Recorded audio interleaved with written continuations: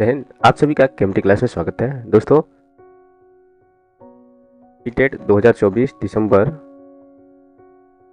के अंतर्गत टीपी के महत्वपूर्ण प्रश्नों को श्रृंखला को डिस्कशन कर रहे थे। पहला प्रश्न है,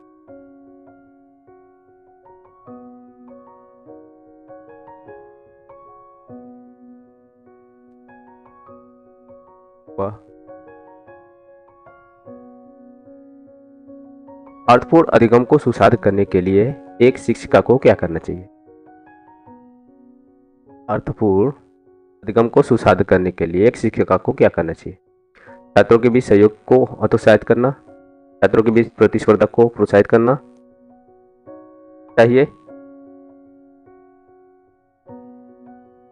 वस्तु को रटने को पर बढ़ावा देना चाहिए, या संप्रतियों की समझ को महत्व देना चाहिए? तो इसका सही उत्तर है ऑप्शन नंबर 4, राइट आंसर। संप्रत्य की समझ को महत्व देना चाहिए। अगला प्रश्न, बच्चों के विकास का क्रम क्या है? बच्चों के विकास का क्रम क्या है? अमूर्त से मूर्त की तरफ, पैरों से सर की ओर होता है, सामान्य से विशिष्ट की ओर होता है, या हाथ पैर से केंद्र की ओर होता है? इसका सही उत्तर है ऑप्शन नंबर 2 होना चाहिए। Option number 2 is right answer. सामान्य से विशिष्ट को, पहले बच्चे में जो स्ट्रक्चर है, पूरी स्ट्रक्चर बनती है, फिर धीरे धीरे अन्य सभी अंगों का विकास होता है, तो सामान्य से विशिष्ट की ओर। अगला प्रश्न है, इस अवस्था में बच्चे वस्तु समझ तो बना लेते हैं, परंतु यह समझ नहीं पाते हैं कि क्रियाएं और उनके निर्णय मौजूदा दिखावट पर निर्भर करते हैं। के अंदर वस्तु स्थायित्व के गुण तो आ जाते हैं, तो यह समझ नहीं पाते हैं कि उनकी जो क्रियाएं हैं और उनके जो निर्णय है वो चीजों के मौजूदा दिखावट पर। संवेदी चालक या संवेदी पेशीय अवस्था, पूर्व संक्रियात्मक अवस्था, पूर्व संक्रियात्मक अवस्था, या अमूर्त संक्रियात्मक अवस्था? सही उत्तर है ऑप्शन नंबर 2, पूर्व संक्रियात्मक अवस्था। नेक्स्ट क्वेश्चन, अगला प्रश्न, एक प्रगतिशील कक्षा में अधिगम होता है, एक सरल प्रक्रिया है, एक सामाजिक प्रक्रिया है, केवल औपचारिक अनुदेशन द्वारा ही हो सकता है, या परीक्षाओं पर प्रतिबंधात्मक? एक प्रगतिशील कक्षा में अधिगम क्या है? इसका सही उत्तर है ऑप्शन नंबर 4, ऑप्शन नंबर 2, यह एक सामाजिक प्रक्रिया है।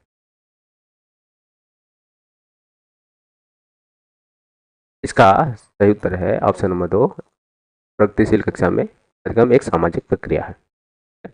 अगला प्रश्न, राष्ट्रीय शिक्षा नीति 2020 के अनुसार मूल्यांकन का उद्देश्य क्या है? रटने की क्षमता पर परीक्षण, पुनरुत्पाद व याद रखने की क्षमता को नापना, बच्चों की प्रक्रिया में मदद करना, या पूरे देश में बच्चों की तुलना करने मानदंड बताना? तो राष्ट्रीय शिक्षा नीति 2020 के अनुसार मूल्यांकन का उद्देश्य क्या है? सही उत्तर है ऑप्शन नंबर 3, बच्चों को सीखने की प्रक्रिया में मदद करना। अगला प्रश्न, प्रतिभाशाली छात्र या प्रतिभाशाली विद्यार्थी होते हैं, जानकारी को जल्दी और सही तरीके से अवशोषित करते हैं, या अपने आयु स्तर से नीचे प्रश्नों के हल करने में असमर्थ होते हैं, सरल और आसान कार्यों को चुनने की प्रवृत्ति रखते हैं, या मूल बातों में सहज समझ का अभाव होता है? मूल बातों में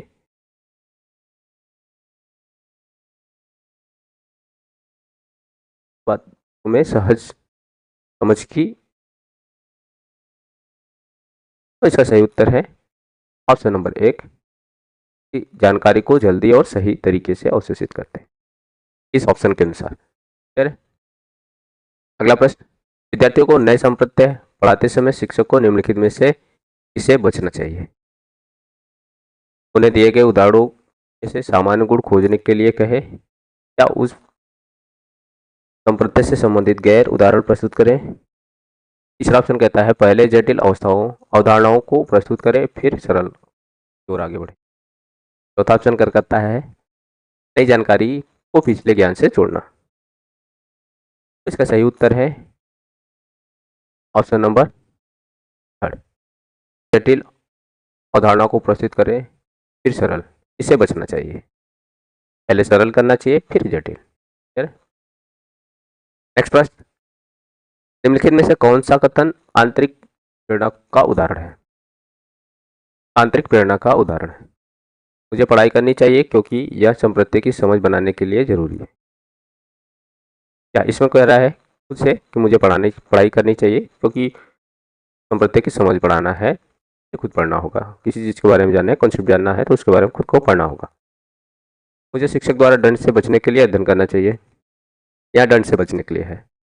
मुझे प्रतियोगिता में प्रथम स्थान प्राप्त करने के लिए अध्ययन करना चाहिए, यहाँ प्रतियोगिता में स्थान आना है, दिखाने की बात है। मुझे अपने साथियों की प्रशंसा और प्रभुत्व प्राप्त करने के लिए अध्ययन करना चाहिए, यहाँ साथी के प्रभुत्व और प्रशंसा की बात कर रहा है, खुद के लिए नहीं है। खुद के लिए केवल ऑप्शन नंबर 1 की बात कर रहा है, तो इसका सही उत्तर है ऑप्शन नंबर 1। अगला प्रश्न है,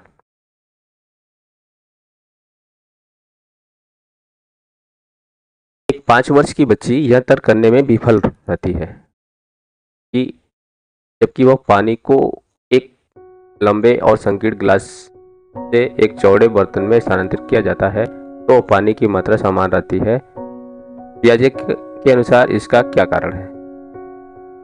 वह प्रतिवर्ती सोच नहीं रखती है, वह लक्ष्य निर्देशित व्यवहार नहीं कर पाती है, वह प्रतीकों का इस्तेमाल नहीं कर पाती है, वह नकल कर पाती है। तो इस ऑप्शन के अनुसार का सही उत्तर है ऑप्शन नंबर 1। इस ऑप्शन के अनुसार ऑप्शन नंबर 1 ही सही। अगला प्रश्न है,